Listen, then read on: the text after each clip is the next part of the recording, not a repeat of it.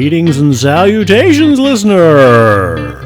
And welcome to another edition of the Coco and Daltz podcast. We're real people doing real reviews. I'm not Coco. And I'm not Daltz. And Coco is giving me the fart smelly face. Why is that, Coco? I think listener just turned off after your intro. No, I think we gathered more listeners. I think somebody clicked on it and was like, who's this interesting fella? And what is he talking about today? What is he talking about today? Oh, that's what I'm supposed to say to you. Oh, okay. What are we talking about today, Coco? Today we are talking about the brand new Netflix original documentary, Why Did You Kill Me? Okay. So this is an 83-minute documentary, not a docuseries, Thankfully. about Crystal Theobald. She was a 24-year-old mother of two who was murdered in basically a drive-by in Riverside, California in, I believe, 2006.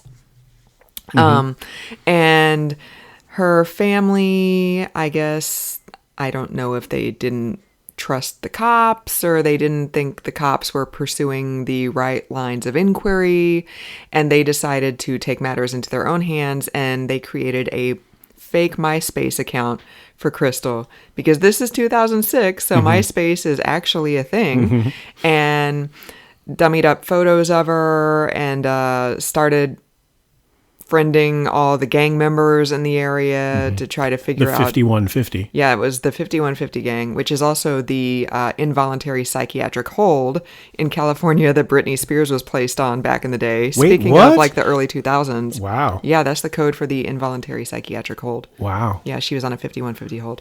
Wow. Anyways, so they started chatting with a lot of gang members on MySpace, and they found somebody who seemed to be driving the car, and one thing leads to another, and there is resolution at the end of this documentary, which Daltz is extremely happy about. Yes, actually. Very happy about that.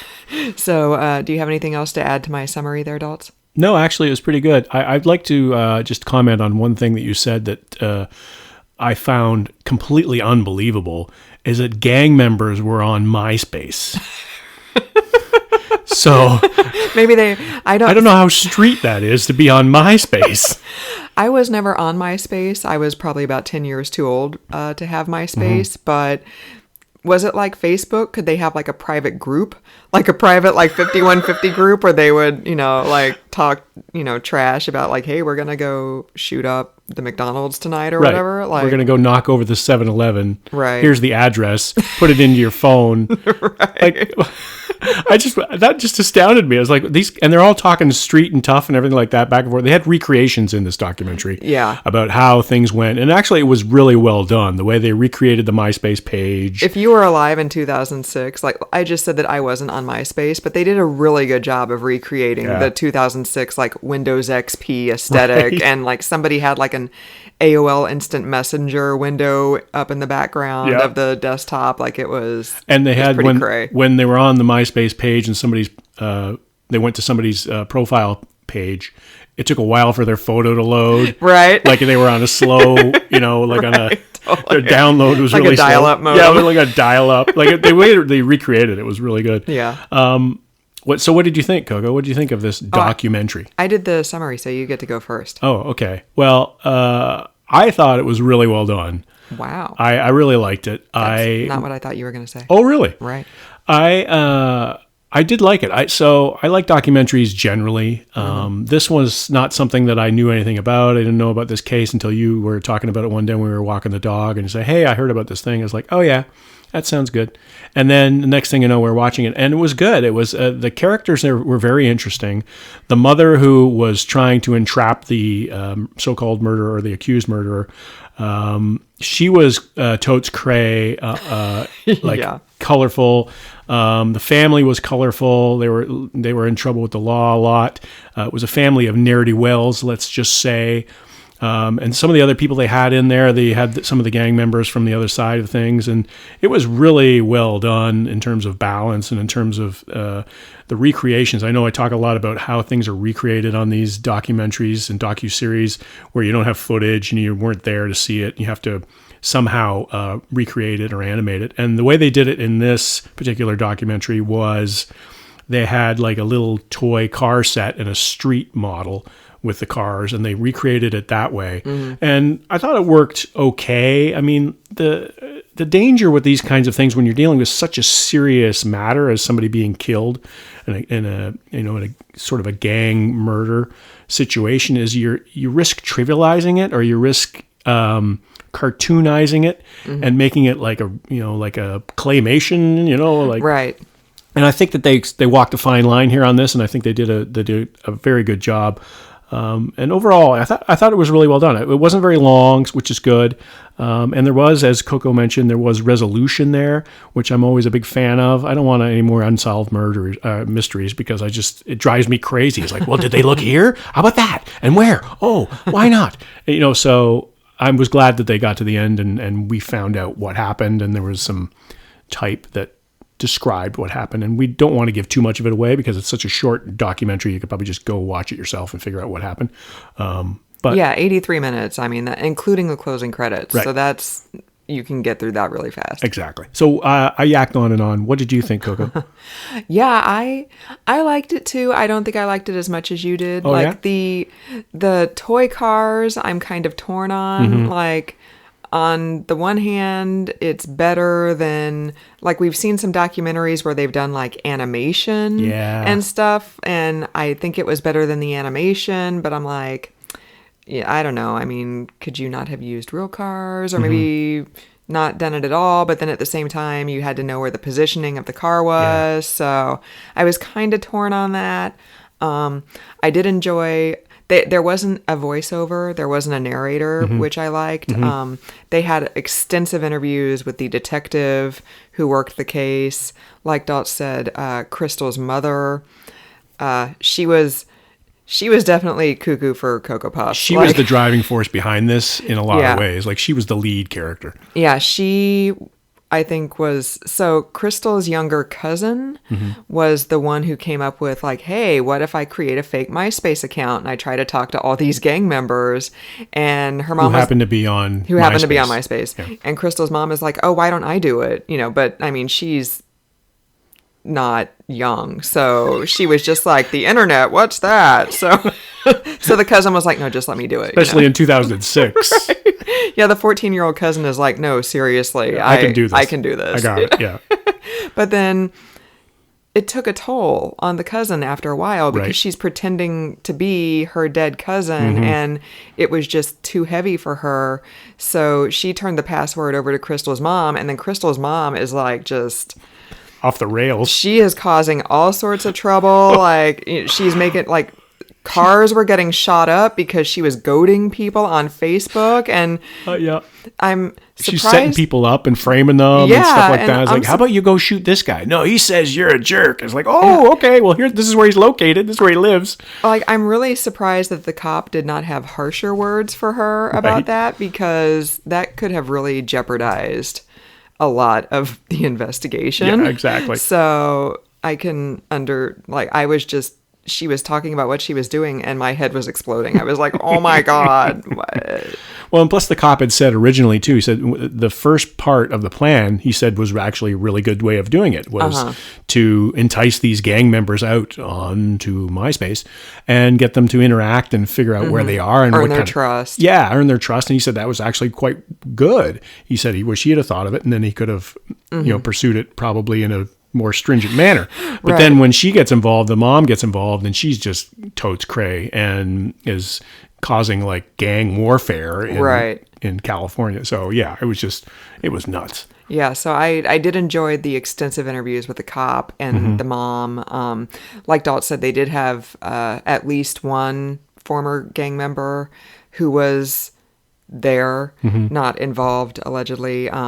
He was interviewed, and he was in like a fedora and glasses, and he might have had a fake nose or something going on too. Like, he was definitely trying to be as low key as possible. So I liked all the interviews. And the cousin as well, who pretended to be Crystal originally. Like, my heart broke for her, because that's a lot to put on a 14-year-old girl, right? Like, this probably illegal, like, computer investigation into a murder that, she's 14. She's like a freshman in high school, and she's coming home from school, at 3 in the afternoon, and then she's pretending to be her dead cousin until 1 o'clock in the morning, Right. trying to draw these guys out to get information. So For days and weeks on end, right? yeah, so I felt really bad for the cousin. But yeah, I mean, it's 83 minutes.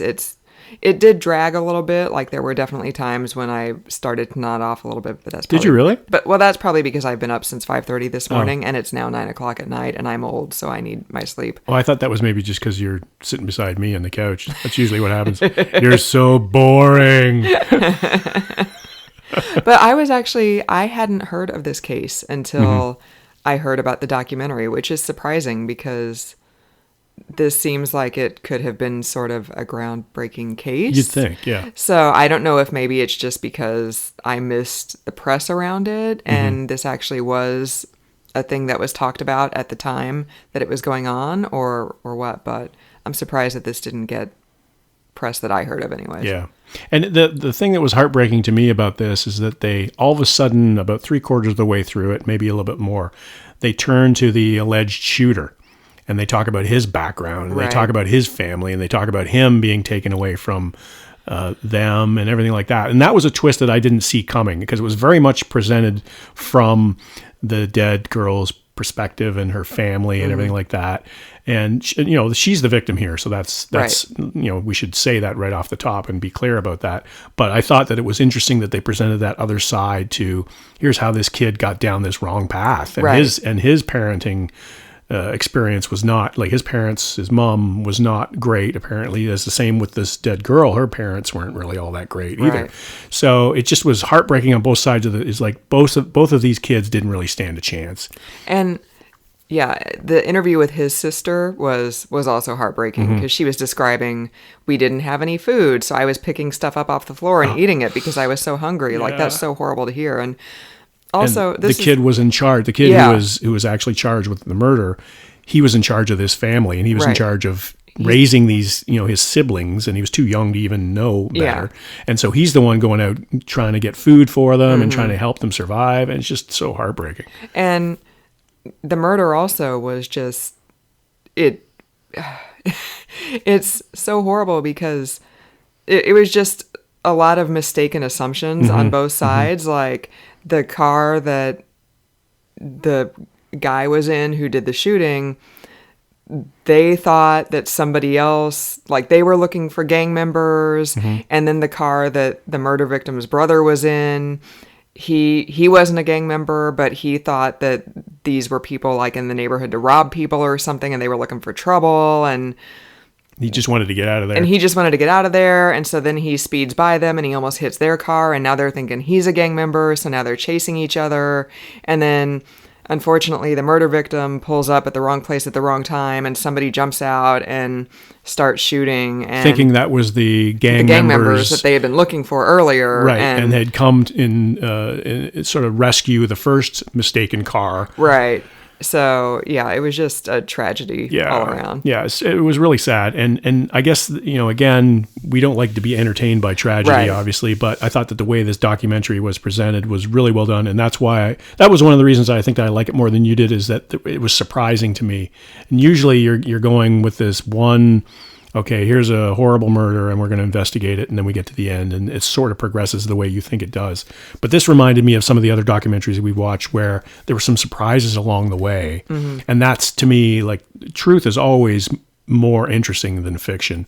And I think that is why I like this more, is because there were a lot of interesting twists and turns here, and the humanity was the most compelling thing about this entire documentary. Yeah, I watched a movie this afternoon that was actually about prostitution, and Where are you going with this? And the madam like wrote a book and was being interviewed, and somebody said, "You've presented like quite the like case of human suffering in this book." And I'm like, yeah, that's this documentary as well. This is a case across the board. Every single person, this is a case of human suffering. Yeah, tragedy in a lot of ways. Yeah. But I'm also glad that it's not a docu-series. Me too. Yeah, I think 83 minutes was pretty much perfect. Yeah, I think this was fine. I think I didn't think the same as you thought. It was a little padded. I thought it was I thought the pacing was pretty good. But I don't think it could have been longer. No. I don't think we needed any more than we got. No, we don't need The Irishman about MySpace. So tell us, Coco, out of 26 letters, what do you give this? I'd give it like a B. Oh, yeah? Yeah. Oh, it's a B, maybe a B minus, but I'd give it a B. That's more than I thought you were going to give it. You were thinking I was going to go for like a C minus or something, right? Yeah. I would give it probably a 7. Oh, okay. Yeah, it was good. I mean, I like the brevity of it. I like the human feel to it, the human factor, and the surprises and twists. So, yeah, a worthwhile binge for sure. Not even a binge, just watch it. Yeah, definitely. Maybe when you're like, standing in line at the vaccination clinic, you could watch it on your phone. Yeah, totally. Just please put in your earbuds. Like, Right. Don't subject everybody else to, Yes. why did you kill me? Oh, man. Or anything else you happen to be watching. Yeah, no We don't kidding. want to watch that. We don't want to hear your personal conversations. No, I don't want to be on the treadmill when the gym reopens, listening to the guy next to me having a conversation on his phone that he should not be having on the treadmill. So, listener, just when you thought all we did was movie reviews, we also do etiquette. So instead of Miss Manners, who are we? Oh, man. I don't even know where to go with that. We're going to come up with a flashy name for... Mr. and Mrs. Don't Do That. No, see, that's not very catchy. No, that's not. We'll come up with a catchier name for next time, and we'll let you know, listener. If you have any suggestions, listener, Let us know. let us know. If you have any etiquette questions, let us know as well. I'd really love to see Coco and Daltz answering etiquette questions. That'd be great. That's actually the premium version of this podcast. Right. You've got to donate to our Patreon for Value added. right for access to our etiquette answers. Why does my brother always pick his nose? Well, I'll tell you.